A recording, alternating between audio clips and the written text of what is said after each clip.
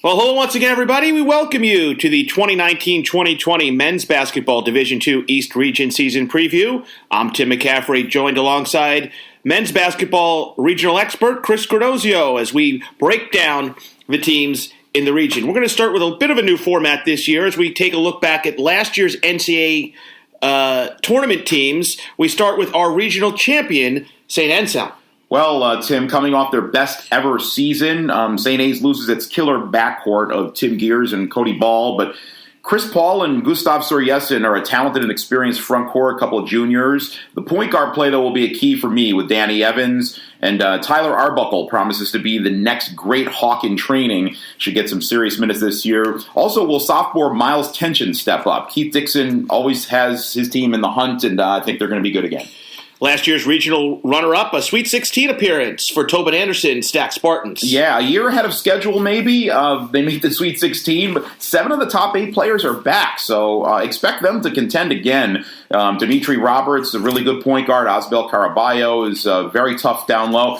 Tobin's done an amazing job, not only resurrecting the program, but taking it to unprecedented heights. So the Spartans, who are averaging 25 wins over the last 5 years, are good to go. Both of last year's regional semifinalists claim that the referees did them in, and no tougher a call than Joe Clinton's Chargers of Dominican. Yeah, and both teams are named Chargers, as it turns out. But Dominican had its best year ever for a longtime coach and AD Joe Clinton. He loses point guard Daniel Grant, Tim, but the other key players are returning, including the defensive star in the region, in my opinion, Jonathan Garcia. Donnell Hill is a guy I'm looking to watch down low, along with Jason Kopman, who may have been fouled at the end of regulation in the regional semis. But may have.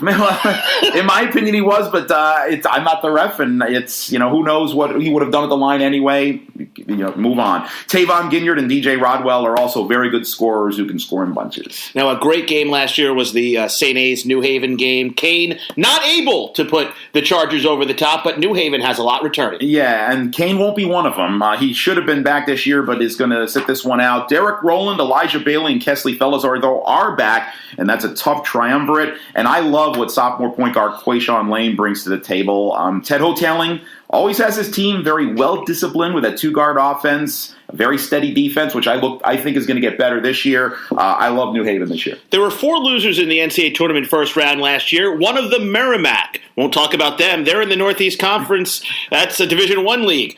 But 3 of them are back, and one of them are the Lemoyne Dolphins with a new head coach. Yeah, it's going to be Nate Champion, the former Dolphin great. And, of course, with Pat Beeline gone and Champion at the helm, there will be a new system and a new playing style. The question is, how will the veteran group adapt to that? Experience is plentiful with the Dolphins. They have 8 seniors and a couple of D1 transfers. Malik Garner is healthy at point guard. Ryan Rowland can shoot it. And, of course, Tom Brown will bring leadership, toughness, winning edge, and all of that. So if it fits in smoothly with champion style, Lemoyne Dolphins definitely have a lot of talent. Last year, your pick, Chris, to win the region was Damon.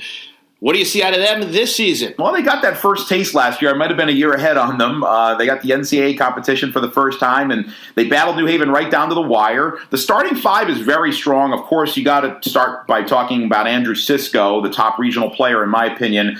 He's a double-double machine. He's already got 2 in the bank already in a preseason tournament. Breon Harris is at the point. Very solid player. Jeff Redband on the wing. And newcomer Joey Wallace, who you might remember at Southern Connecticut the last 4 seasons. He's got some eligibility left. The bench is full of question marks, but Mike McDonald has talent in reserve. Charlie Markard got his first NCAA tournament last season. Pretty decent run against the Hawks of St. A's on enemy territory.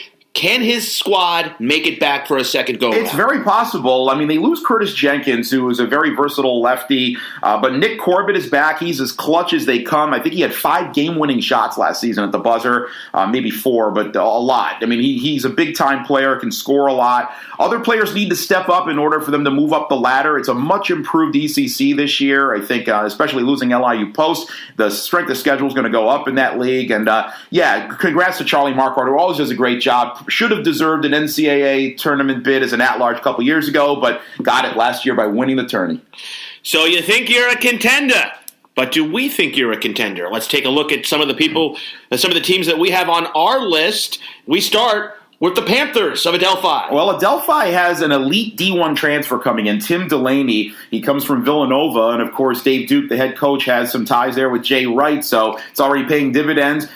Delaney could be a real difference maker in the league. He's a 6'9 guy who can score down low. He can face up. Ronnie Silva is a lethal shooter, as lethal as anyone, maybe the best pure shooter in the region. Austin Beach is an experienced wing. They have a lot of transfers. They've plucked a couple guys off AIC's roster, Isaiah Salter and Adonis Williams, and they have Jared Rivers from LIU Post, another team that went belly up. So they have a lot of depth. The only concern is, for me, the perennial soft non-league schedule. So they have to go deep in the NE10 tournament to get the attention of the regional committee, and otherwise they risk being left on the altar again. Last year's Southern Connecticut team did really well against the good teams, sometimes great teams in the region, but it was when they played the soft teams like the USP Devils, no offense to Dave Pauly's club, but they had a down year last year. But they did beat Southern Connecticut twice. One coach told me he thinks Southern Connecticut's the most talented team in the region. Does that translate to the basketball floor? Well, it could be. I mean, their top returning player is C.J. Seaforth, who's a great scoring guard. They have a couple of D1 transfers, Gregory Jones and Khalil Richard, who will definitely provide some punch.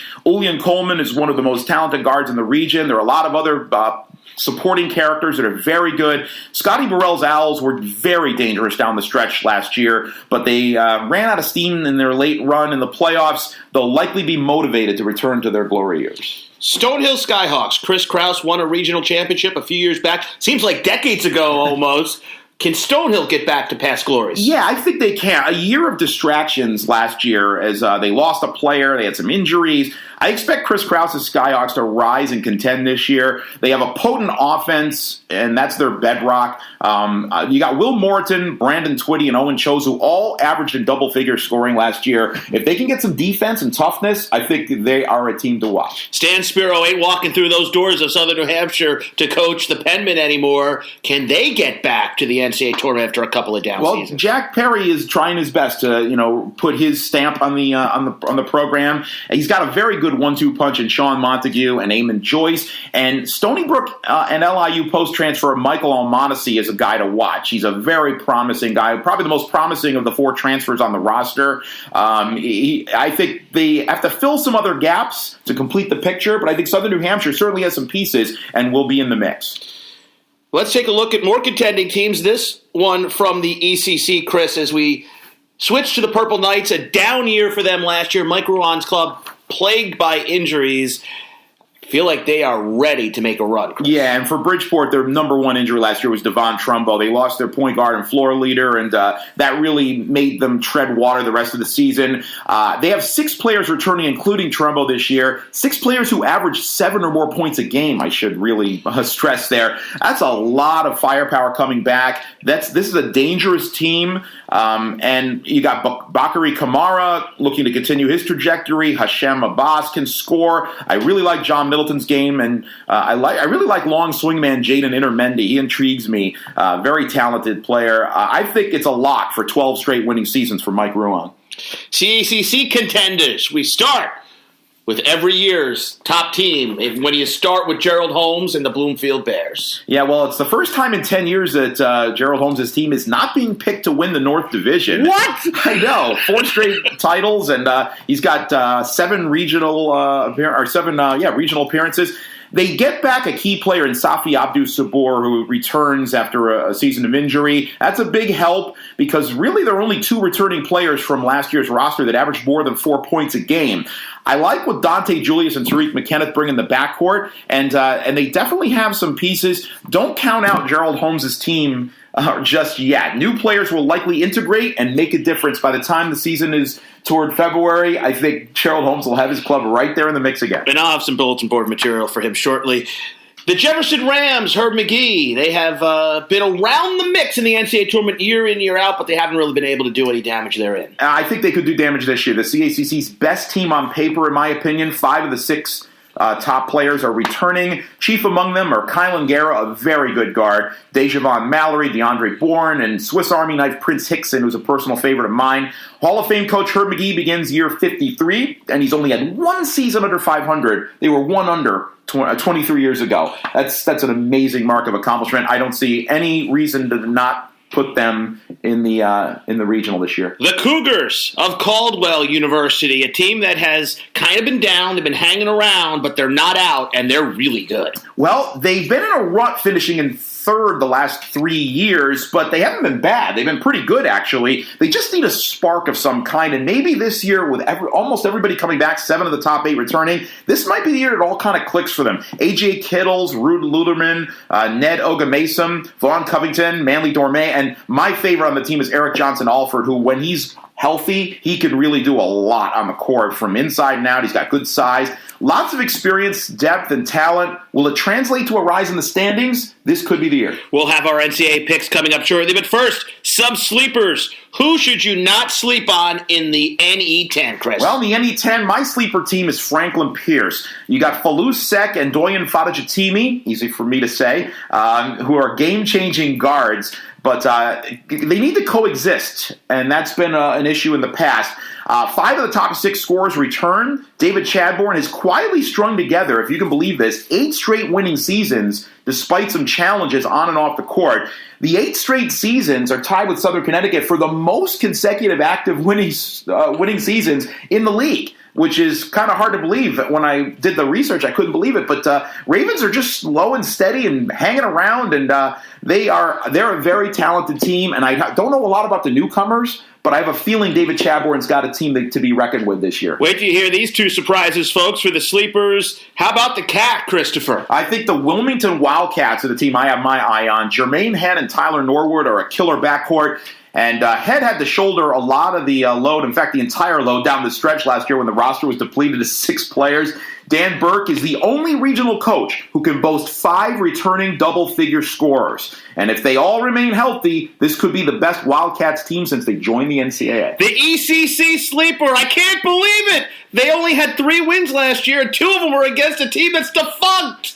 Yep. How are they your sleeper? Go for it. The New York Tech Bears are my sleeper. Evan Conti will drop the interim at his head coaching title this year, and he inherits a ton of talent, primarily Jeffrey Hayden. He's the big man and scoring machine from a couple of years ago. He returns from a season-long injury, and he's a game changer right away. He's instantly worth about 7-8 wins himself, and I think with the players they have there, after a 19-92 nightmare the last 4 years, I expect them to contend not only for the ECC playoffs, maybe more. Playoffs?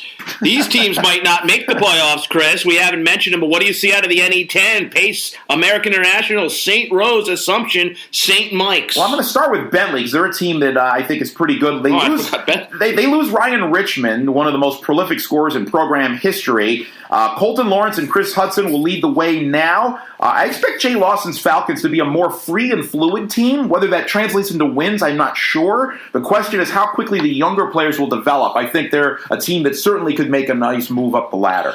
The East Coast Conference is... Well, I haven't gotten back. Let me get to some of the other teams in you want to go in the over... NE10. Okay, go ahead. Before we go to another conference.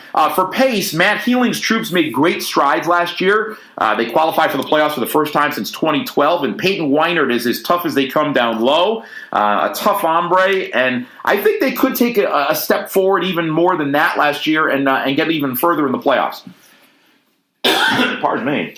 Easy for you to say. Yeah. AIC, the Yellow Jackets, they have a lot to prove this year with 6 freshmen and 3 transfers. They had a couple players go to Adelphi, and they've had 4 straight years winning exactly 11 games, which I was surprised to see in my standings since they hosted a regional. They have to stop spinning their tires, and they have some players that are coming back, and we'll give them a basis, but I'm not sure what the newcomers bring, so they're a question mark for me. As for St. Rose, I think Sekou Silla and Adam Anderson are the key players in a young group that has 8 freshmen and 3 sophomores on the roster. Last year was the Knights' first team since 2012, they didn't make the postseason.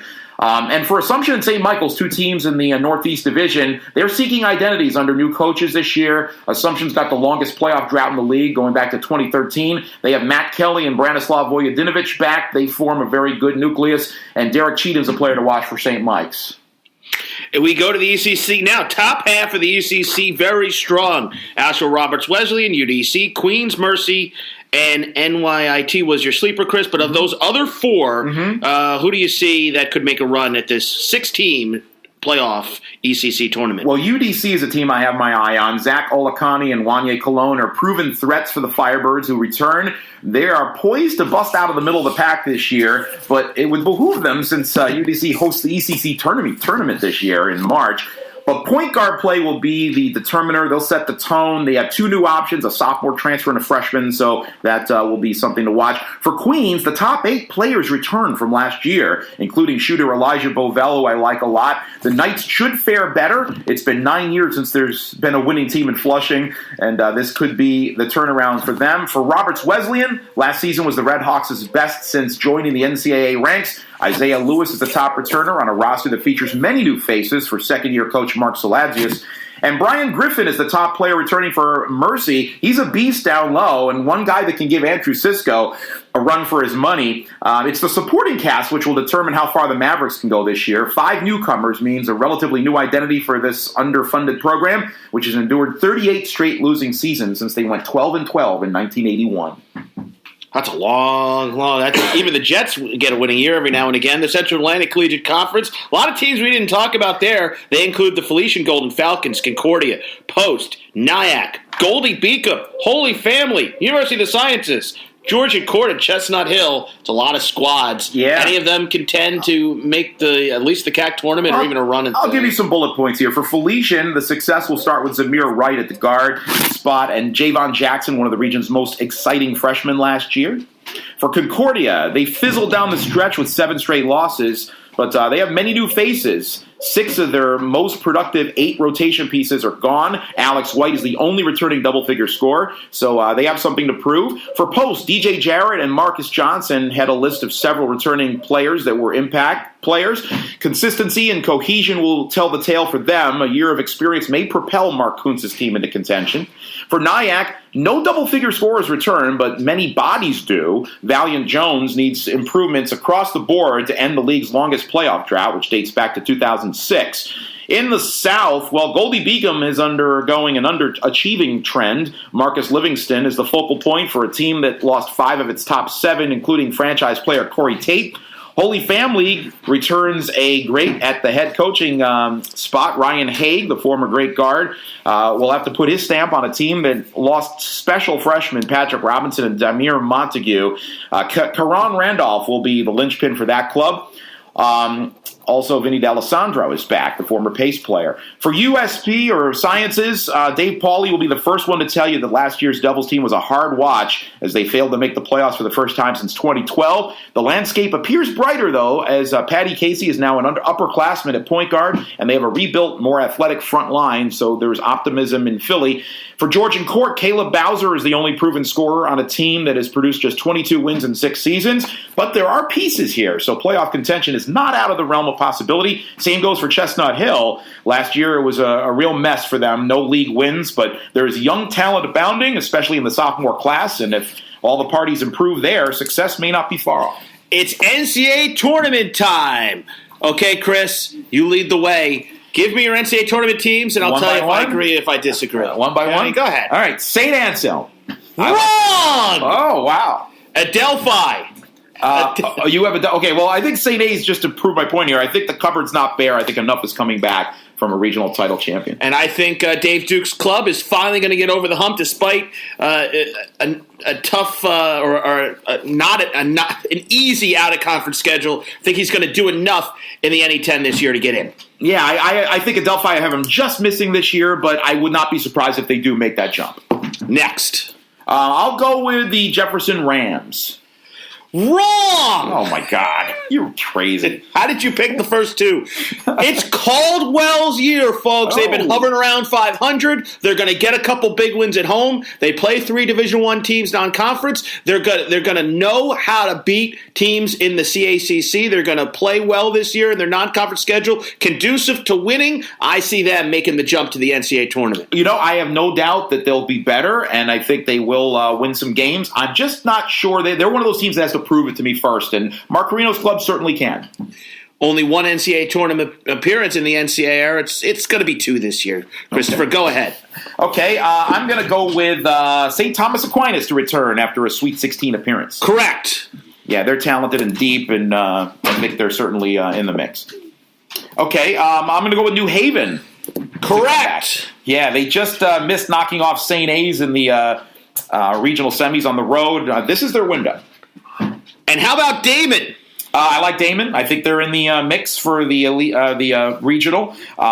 They got their testing ground last year. I think this year they go a little deeper. And I have Bridgeport.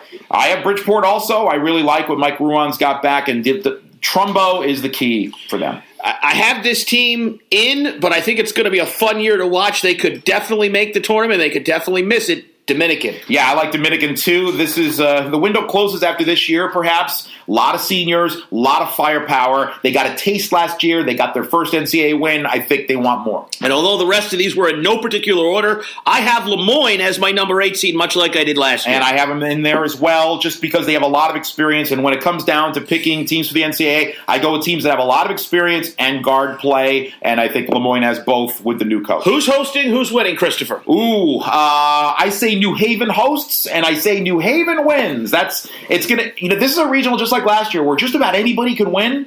I think this year it could be any of 8 to 10 teams. It's a wide open window. It might crystallize a little more as the season goes on, but right now New Haven is who I'm focused on at this point to win the regional. So the last time I picked this team to win the regional, they won it, the Stack Spartans. This year I picked them to host the regional. I don't know if they have the facility to host it, if they do it at the Westchester County Center, but I'm going with Damon. Oh, wow. To win it all this year and go into the regional and go into the Elite Eight. This is and again, not a bad pick. It's going to be a fun year, folks. That wraps up this edition of our preview podcast. There's only one edition of the preview podcast because we're not going to preview anything come next week. For my broadcast partner, Chris Gradozio, I'm Tim McCaffrey. Until next time, happy hooping. Later, everyone.